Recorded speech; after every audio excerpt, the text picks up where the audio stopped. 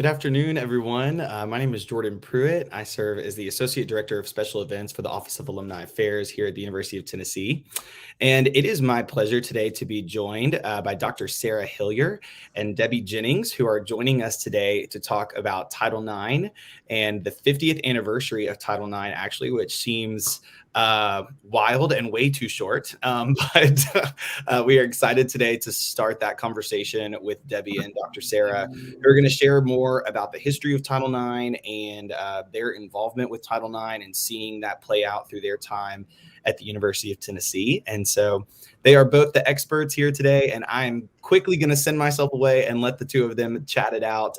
But Dr. Sarah and Debby, thank you so much for being with us today. We're so excited to hear your expertise and more about the history of this really important topic. Thank you, Jordan. Thank you. Debby, we get to do this. We get to talk about a topic that we both are super passionate about. So thanks for doing this with us. Yeah, awesome. Glad to be here. Okay, so this is what I know about you. We're going to dive straight in. You did not grow up in Knoxville. You actually grew up all over. So what was your entry point into sport? Give us some time frame and some context because you lived a little bit before Title IX and a little bit after Title IX. So set the scene for us. Yeah, I went to, I did move all over the place, and but I went to high school in Atlanta, and I was, always interested in sports my whole life. Watching the Olympics in the 60s, fashioned myself as, I'd be a great Olympic swimmer. I was a horrible swimmer. Back then you played all the sports, right? Whatever the season was, you played it. And so, basketball was a love of mine. I enjoyed playing tennis. I played both in high school. In basketball, though, we played 3-on-3 in Georgia back then. So, and not the 3-on-3 we saw in the Olympics most recently. No. You had 3 defenders that stayed on their side of the court, and you didn't get to shoot the ball. You were a defender only. As a shooting guard, I can't think of anything more miserable. Oh my gosh, it was. But you didn't know any better, right? So sure. Either you were good at shooting and you became, a forward, or you were a defender. I was a defender. And so my senior year, they added the rover, which was kind of like a mind-blowing concept. And I still didn't get to touch the ball because I was still in defense, but which served me well, working around Coach Summitt for all those years. She loved defense, so that kind of worked. But I graduated from high school the year after the enaction of Title IX. Mm-hmm. Did I see any kind of sweeping changes in the year, my senior year in high school? Not really. I think that the school that I went to, North Springs High School in Atlanta, I didn't see us not being treated equally to our the guys teams, the boys teams. So I didn't really, experience that. And I came to the University of Tennessee. My dad said if we went to in-state school, by then they'd moved to Connecticut. And he said if we went to an in-state school, he'd pay for it. Wait, did you just say Connecticut? I did. My dad had gotten transferred to Connecticut. He worked for General Electric, and their home office is obviously up there. And so I've, visited my parents in the summer. I stayed with my best friend's family from high school to stay in Atlanta to finish out my senior year in high school. Very good. Okay, so they moved to Connecticut. Yeah. But you were in Atlanta. So where did Knoxville come into the picture? Bring us to Tennessee. How did I get here? Right. Yeah. So, my dad said, if you go to UConn, I'll pay for school. And I was staying with my best friend's family in Atlanta, and she went to the University of Tennessee. And so I met so many great people at UT. Everybody from my high school went to either Georgia or Auburn. And I was like, nah. And I went to visit UConn, and it was, 40 degrees in June. The buildings were all gray granite, and it was so dismal. And I went, I can't go to school there. And I came to Knoxville and fell in love with the campus and the academic energy and the sports. And I just decided, to come to Knoxville in 1973. My parents dropped me off and never picked me up. Never picked you up. Never Okay, so you graduated in 77, and then the next year you started your position, essentially the inaugural sports information director for our women's athletics department. Right. By this time, 77, we've got 6 years of Title IX under our belt. Paint a picture in those early days of Title IX and what that meant in the really early days of the women's athletics department. Well, I was a sports editor of the Beacon senior year at UT, and I traveled with football and men's basketball. And ironically, my assistants covered the women's sports because I was the editor and I was the beat and had the men, which was kind of different. And that's when the women's teams were ascending and the women's athletics department was officially formed in 1976. They got the logo. Gloria Ray was hired as the athletics director. Mm-hmm. And ironically, she reduced the number of teams from 7 to 5. When she became the AD, she saw that we had a gymnastics team and we had a field hockey team. And there wasn't a feeder system in the state of Tennessee from the high schools to feed into those teams. And so all of your student athletes were going to be coming from out of state, and the scholarships were more expensive because out of state tuition was more expensive, obviously. Mm-hmm. And so she decided to take the 5 teams that we had and 5 teams, and you take cross country or you take track and it becomes also cross country and indoor, which counts as 2 more. Mm-hmm. And she said, let's concentrate on getting all those in the top 10. That was her immediate focus. Let's get those teams in the top 10. But before that, before she became the athletic director, we had been led by Dr. Nancy Lay, Dr. Helen B. Watson, because it was housed, if it wasn't a sports team, and a lot of the club teams, club sports back then, they were housed in physical education. Yep. And they ran the program. But Dr. Lay and Dr. Watson didn't like the scholarship model. And that they felt that was more toward what the men were doing in the NCAA. And they wanted something that was more play and have fun, the old model of PE. Yeah. And which was what they had been brought up on. Mm-hmm. And had been had worked very successfully for years, but the model was shifting. And so they felt like, I think the university felt like there needed to be a different leadership at the top, moving it away from the PE model into more, a sport NCAA type of model. And so we joined the AIAW. We were always a part of it. And give us the acronym for AIAW. Association of Intercollegiate Athletics for Women. Yes. And so that was our governing body. They didn't believe a lot in recruiting visits. They didn't believe, paid recruiting visits. It was very, very different from what the NCAA model looked like. Sure. And it was a step up from the PE model, but it wasn't. It was more advanced than the PE model, I guess I would say. Sure. Well, we've had so many good conversations about those early days. Terry Crawford, Joan Cronan, Gloria Ray, and of course, Pat Summitt. So tell us what was the early evolution and how are we where we are now with the Lady Vol brand being one of the most recognizable brands and of course all of women's sports in general, and then even globally to have a brand like this. But what was that core group of women? What was their strategy and how did we get here? Yeah, I think that, Gloria was from Knoxville.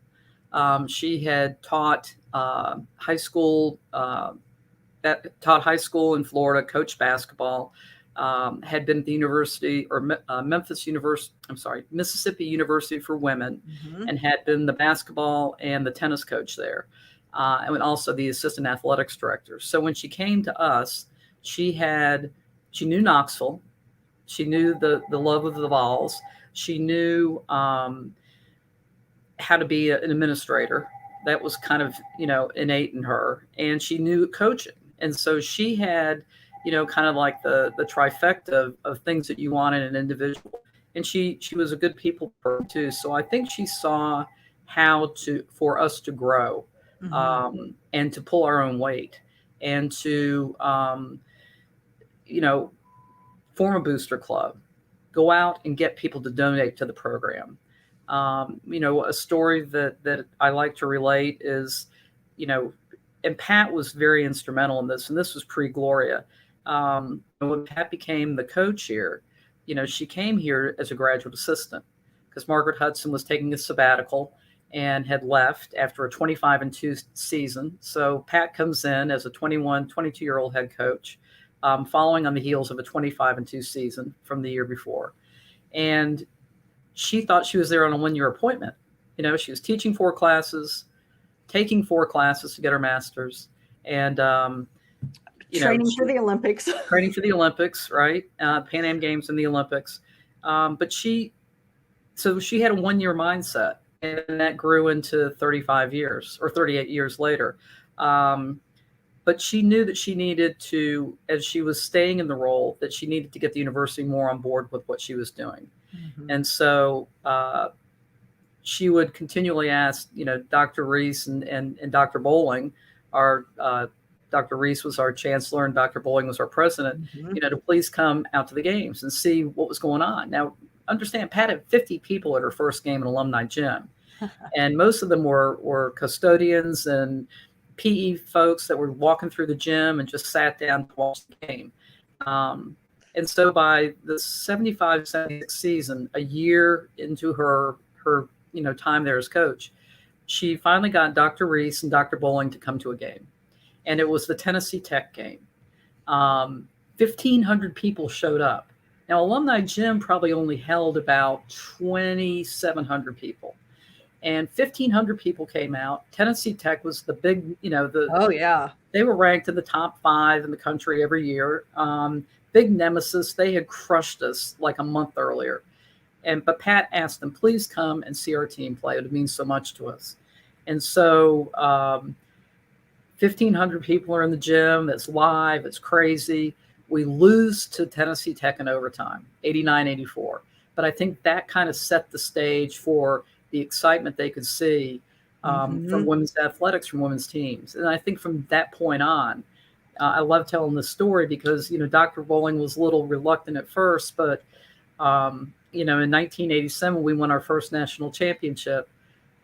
He and we were trying to figure out how do we pay for the rings. Thereafter, he and his wife, Carolyn, set up an endowment. So all Lady Vol national championship teams would be able to have rings.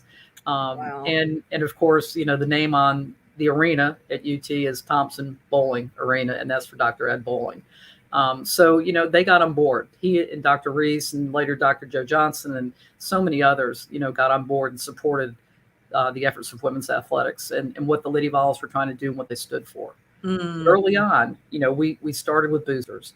We started selling tickets. We put a value on come to see our teams play. And the model was, let's not charge more than what a family could take. A family could go to a matinee movie for. Mm-hmm. So that was kind of the mindset. Let's make this a really family-friendly event and bring them early and bring them young. And you see them still in the stands today supporting all of our teams, soccer, volleyball, basketball, tennis, you name it. Absolutely. And it sounds so like, well, of course you started the boosters because that's just normal now. But then, for Joan and Pat and Terry, and for them to think about how do we demonstrate our value, that we are value add? We're not taking away from men's programs. We're doubling our impact. We're not taking half of theirs. And impact meaning on the community, on the university, on student athletes.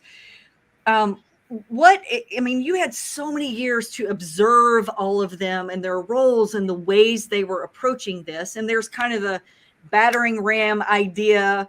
And then there's the, pull people along with you, convince them, maybe paint a picture or tell us a story about what observing that was like, and what you learned and what we can learn. Well, I think my stance was always, let's go in there and let's tell them what we want. And, we started out with a budget of $126,000 my first year.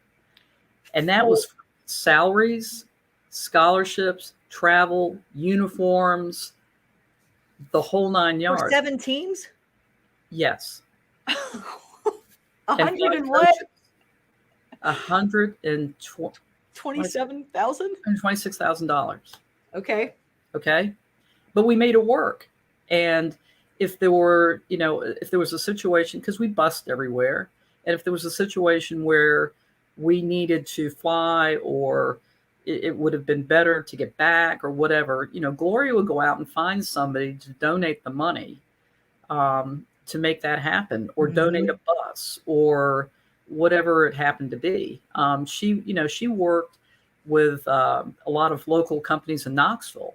Levi's used to be here, had a huge presence in Knoxville. And, I remember us all having travel outfits that matched, that Levi's donated, all of this for all of those teams, because back then, and even now, a lot of the student athletes didn't necessarily have a really nice dress outfit, or something that back then when you traveled on an airplane, you got dressed up, right? Nowadays, not so much. But she wanted everybody to look cohesive and represent and put a good, foot forward. And so, she fundraised a lot. And I think that was, kind of a backbone to, we're not going to take, the fear was women's sports are going to take from football. Mm-hmm.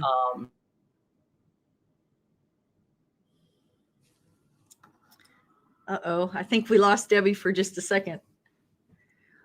Jordan, are you still seeing Debbie? I can see her, but it does look like she's frozen. Oh, there we go. There you go. Back, Debbie. You're back. I'm back. But the fear, so we wanted to allay that fear, and it was by going out and raising our own funds and being, hey, we're going to pull our weight. We're going to find ways to have donors and things like that. And we were really successful with it. And the model that we used, and how we started selling season tickets, and how we started bringing people into the events, was we're going to try and create revenue. We're not going to be a revenue drain. We're going to try and be a revenue generator. And so we did that. And I think we did that successfully with all of our sports. Track and field was at some of its greatest heights back in those years, early on. And a lot of people don't know that the first national championship won by the Lady Vols was not in basketball. That's right. It was in track and field. And, it was, and we charged, I remember track was like it was a hard ticket to get in the spring for the dogwood relays and the sea ray relays. It was a tough ticket, and the stands were packed and so that model served us well in kind of standing up and saying, we're going to do this, but we're going to do it, and we're going to earn our keep, and we're to earn our way. How is that different than other programs? I guess I'm asking because I look at where we are, and I wonder about the struggle and the strategy. What set us apart? Because we and I say quickly, relatively speaking, with the first women's basketball championship being in '87. Yeah. But quickly, we were so far ahead of the pack, and University of Texas also kind of that long-standing hanging on to a separate athletics department mentality. But what was it that really set us apart as you looked across the landscape of women's sports in the country? Well, I think you saw, I would call it the Axis powers, right? I always referred to Judy Holland at UCLA, and to Gloria Ray at Tennessee, and to Donna Lopiano at Texas. It's kind of like the Axis powers, right? Yep. And there were a lot of women that were empowering women, and there were a lot of very smart decision makers, on campuses that didn't use Title IX as a battering ram, that didn't want to go in and say, you need to fund us because that's what federal law says. even though sometimes we wanted to use it as a, kind of a battering ram. I think Gloria, Pat, Terry, everybody said, let's do it a different way.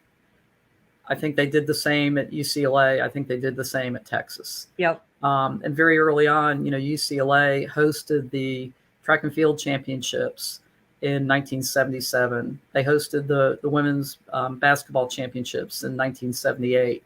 And they brought them to the campus. So you could feel that energy. We hosted the National Track and Field Championships on our campus my very first year in 1978. And so, now you are up close and it's up close and personal seeing these women athletes compete. Mm-hmm. And I think it brought people along. But I think there were pockets of people, Dr. Christine Grant at Iowa. Yeah. We just lost her. But they did great things for women in sport. And with such integrity. And to your point, which I think oftentimes it's a criticism. And I think one thing that set the Lady Vol brand apart is this idea of women helping women, that when a woman made it to the top at UT, she was going to send the elevator back down. This is a Lavana Martin Florial, one of our gold medalist UT alums. We just talked about this the other day, but there was this idea of, and Pat, really, this better than anybody, played a role with any women's coach here on campus saying, anything you need, I'm here for you. And she was showing up for them as much as they were showing up for her. And there was this mutual support and sisterhood. And I don't know that you find that everywhere, that this mutual support rather than kind of intergroup competition. And I recruited a lot. It was not only for within our department, that would coaches would say, "Pat, I want to learn practice. Pat would allow these coaching staffs from even our competitors to come and observe practice for a week. So it was all about growing the sport. Yeah. It wasn't so much about what can I do for me. It was all about reaching out and let's grow the sport. I know when Old Dominion played here for the first time, we paid for the hotel and drove them around in the UT vans because they couldn't afford, they could come down and play us, but we had to pick part of it. I mean, you didn't see that happening with a lot of schools in 1978, 1979. Yeah. But we wanted to make sure it worked. We wanted to be able to play them. We played them on a home basis. We were almost like a conference, playing each other. But you did what you had to do. So Gloria got a local hotel to donate the rooms. UT said, we'll pay for the vans. You have a couple GAs, drive them and that are on the UT payroll, and we'll make it work. So you made concessions to make things work for everybody. And for the greater good, right? For women's sports, not just our women's sports teams. Well, there's a lot of lessons we can extract and apply to anything in our lives today about, what is the greater good. And when we think about Title IX, gosh, we've come so far in 50 years. But as you look at the next 50 years, what are your hopes? What would Coach Summitt's hopes be? I think so much about her legacy right now. As we approach the 50th anniversary in June. So any thoughts about the next 50 years or what, the ways that we can carry on the legacies of those that have come before us? I think that the whole money grab, the whole NIL, a lot of those things are going to destroy what was really good about college athletics. I understand that a lot of student athletes, especially, in the football world, make a lot of money for the universities. And so I get the image and likeness. I understand that. I just wish it would be something that they would hold until they graduated and not make it a distraction. Let it happen, but hold the money or something. I think that's going to destroy sport anyway. because it's, it's becoming so professionalized, even on the collegiate level. I think that's disappointing, but I think that, we've made great strides to get here. We had to start from somewhere. Nobody wanted their federal funds withheld if they weren't in compliance with Title IX, which was, the big cloud hanging over the head of the public universities.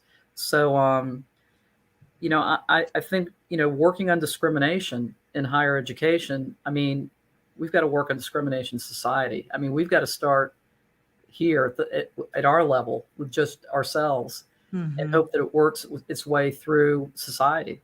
Yeah. That's the only way I think that Title IX will continue to make strides. Yeah. Okay. Do you have a favorite Pat Summitt Title IX gender equity story to share? Oh gosh. Pat was always such the diplomat. She was always, she was going to be stern. You might get the stare, but she was always willing to hear you out and then tell you why you were wrong and what her thoughts were and how they should push through. And if there's a particular story, I know that she felt like it was really important for our kids to experience international travel. And so, that was a big one, getting the university in 87 to say, we're going to let you have this experience with your student athletes and take them outside the country. And then we were able to do it several more times, going to London and playing over Christmas, actually before our SEC season started, playing over there. And then, getting to go to France and Luxembourg and Switzerland and on one trip. And then in 2003, the year before the Olympics, getting to experience Athens and Rome.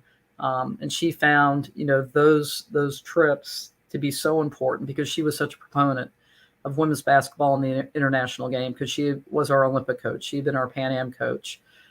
She had taken the first junior national team out ever in 1977. So I think that, getting the university to agree to that, as some of the men's teams have been able to travel, I think was a real step up for us. Yep, absolutely.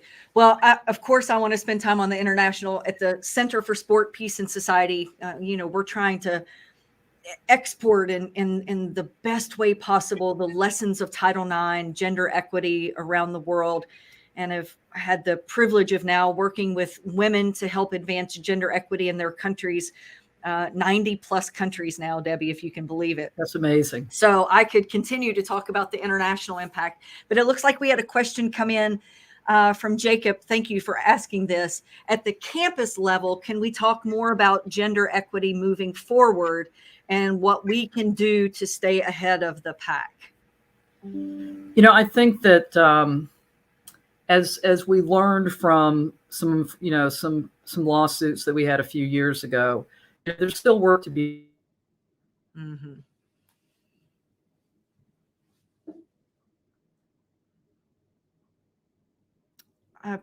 It did freeze on my end too. Yeah, it did mine too. Yeah.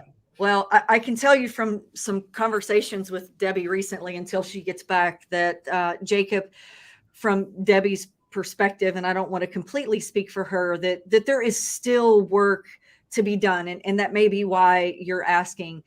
And I think, as we continue as a university to wrestle with issues of diversity, equity, and inclusion, it's not just about a top-down approach, and it can't just be a bottom-up approach. I think there's a country song that's called Meet in the Middle. And I think from a policy and an activism standpoint, us meeting each other in the middle to make sure that we're really advocating for leadership, and that leadership is committed to doing the right thing around issues of equity for everyone. And we just have to be mindful and intentional, and not think because we have 50 years of Title IX that everything's okay and it will be okay. It still takes work to do the right thing. So Debbie, I hope you don't mind. I spoke on your behalf just based on some of our recent conversations while you were away. No worries. Yeah. And Dr. Sarah, I actually do have a follow-up question to that. And for obviously for both of you, I think as we talk about the way that gender equity is changing at an NCAA level. I mean, we just saw an equity decision coming down from the NCAA within the past week. I think that in itself just goes to show that there's still a long road ahead of how gender equity will adjust and how it will change in years to come. So is there something that, I guess, and Debbie, I know that we've talked about this a little bit in our past, but I think the Lady Vol brand, it means so much more than the product that you put on the court or on the field or wherever it may be. You're kind of a torchbearer for all women's athletics, and not just women's athletics, but gender equity in general. So can you talk about the responsibility of a student athlete that chooses to attend the University of Tennessee, especially a woman or person that identifies as such, and that responsibility that they carry? You know, all the coaches said when you're wearing the Lady Vol logo and you're out, you know, every little girl, little boy that loves to watch you compete is looking up to you. And you've always got eyes on you, and you live under a microscope, and never do anything that's going to embarrass you or your family. And keep that top of mind at all times. And I think that when you decide to come to UT to put on that uniform or that swimsuit or whatever, that you are representing all of the women that came before you, everything that they left at this university, and the standard they set. And you're continuing to be the standard bearer of those legacies. And it means something. It really does. I mean, you ask, what are some of their fondest memories, or, and it's the experience of being able to represent this university, and do it in the highest way. The best way as a student athlete, but the best way in the classroom, and the community.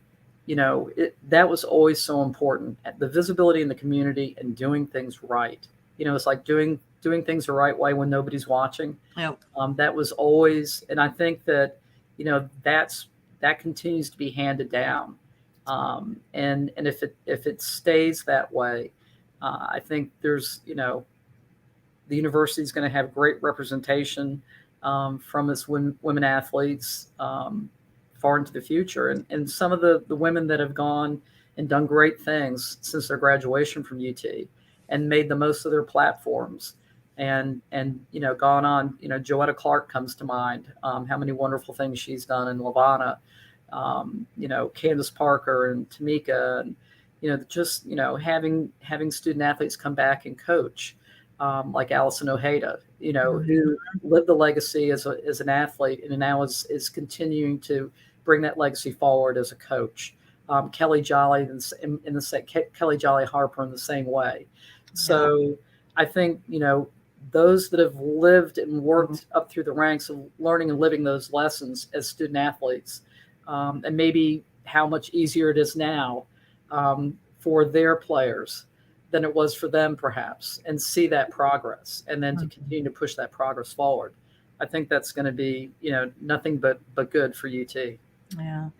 Jordan, I was going to weigh in on that. And I can tell you that in our international work at the center, as like I said, we're working in 90 countries, and it is not unusual for us to go to the Middle East, to Iraq or Saudi Arabia, or places that are really, fighting for gender equity. And for me not to run across someone as I'm wearing the orange that recognizes the Lady Vol brand and that doesn't mention, oh my gosh, I know your women's basketball team, or, I know your women's softball team. And they see us as such a beacon of hope and what they're reaching toward, and what their aspirations are, and what a privilege and responsibility it is for us to continue to live up to that, and to continue to be a leader, and to know that we're not just pursuing or chasing championships and conference championships, national championships, we're also providing, and it sounds crazy that something like college women's athletics, but the University of Tennessee has built something so special that we serve as a beacon of hope to a lot of women that don't have the privilege that we have and the access and the opportunity. So I would say we need to fight the fight for our own case here and our own student athletes and our own community. But there's a whole world of women and girls that really needs us to stay leaders in this space. One thing, Sarah, that I'm doing right now is I'm working with the Women's Basketball Coaches Association in that gender equity fight. As many of you know or remember from last spring, what went on at the Final Four and the disparity between what the men were getting at the Final Four versus the women, the weight room facility or lack thereof, the food provided in the locker room. And trust me, 35 years and going to countless Final Fours and every single year in the national championships. We were thankful that everything was being done that way, but there wasn't really a point of comparison until it was pointed out, here's a point of comparison. So I'm working with Our Fair Shot, and Our Fair Shot is trying to make sure that as we go through this 2022 national championship run, that the women are going to be, the gender equity is going to be in place there for the men's and women's championship in basketball. And hopefully it'll springboard off at the other teams as well in other sports. Absolutely. Well, Debbie, Jordan and I could both spend days with you. You are a wellspring of institutional knowledge and, being here for 35 years. Thank you for your service to the university. Thank you for your service to women, to all of us, but especially women's athletics. And it is up to us to carry on the legacies of you and Pat and Joan and Terry Crawford, our track and field coach back in the day, Gloria Ray. And I sincerely mean thank you. We wouldn't be in a position that we're in at the center here in the College of Education to share lessons of sport and gender equity and the power of education globally if it weren't for people like you that really, really made some sacrifices and created this path for us. So thank you for that. Thank you. It's my honor and privilege. Yeah. And I also cannot echo as much as what Dr. Sarah just said, but I can say that for those of you watching, Debbie and I had an opportunity to work together. She was one of my very first bosses at UT. Back in the day. We won't talk about the year, but back in the day. What I will say is that piece that you talked about, and it's funny because a couple people have put it in the comments even about the excitement of the Lady Vols program and the integrity of the program and what it means to be that way. You taught me that. And, and that was something from the first day that we worked together, throughout the rest of my time in college when our paths didn't cross over every day, that you were not even, you weren't a student athlete and you weren't one of the top assistant coaches, but you were a part of that program and you carried that through and passed that down to me as just a student who, then had the opportunity to work with the team, but still it's just, that is how impactful it is that it affects everybody. It touches the program. I mean, it's not even somebody who has to be, Coach Warlick, who was in it for X number of years, it's everybody. And so I just want to say thank you. And even people that are in the comments online have echoed that same sentiment. So thank you for teaching me that and carrying that with you everywhere you go. It definitely exudes and is very appreciative. Sorry. And Jordan, for our audience, something, and Debbie and I've talked about this, that we're super excited about is at the center, we are capturing a podcast series, if you will, on the oral history of Title IX from a Lady Vol perspective. So we'll be talking to Debbie again, Joan, so kind of tracing the evolution of 50 years at Title IX from Lady Vol perspectives, whether it was administrators, coaches, or athletes. So as we get closer to Title IX, we'll be rolling out that series if anybody else is interested. And really, we just wanted to document and archive the amazing richness that lives here from a Title IX perspective. So Debbie, this is just a teaser for everybody. We'll dive in for a little longer episode and go into some deeper things. But for whatever that's worth, Jordan, we're happy. Yeah.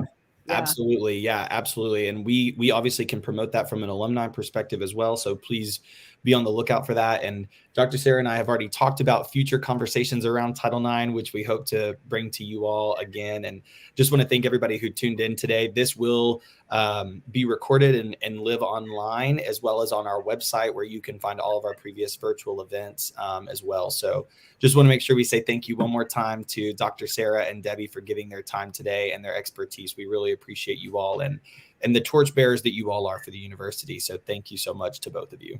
Well, thank you Thanks, for Jordan. the opportunity. Thank you, Debbie. High fives to everybody. Have a blessed day. Thanks. Same to y'all. Sure. See ya. Bye.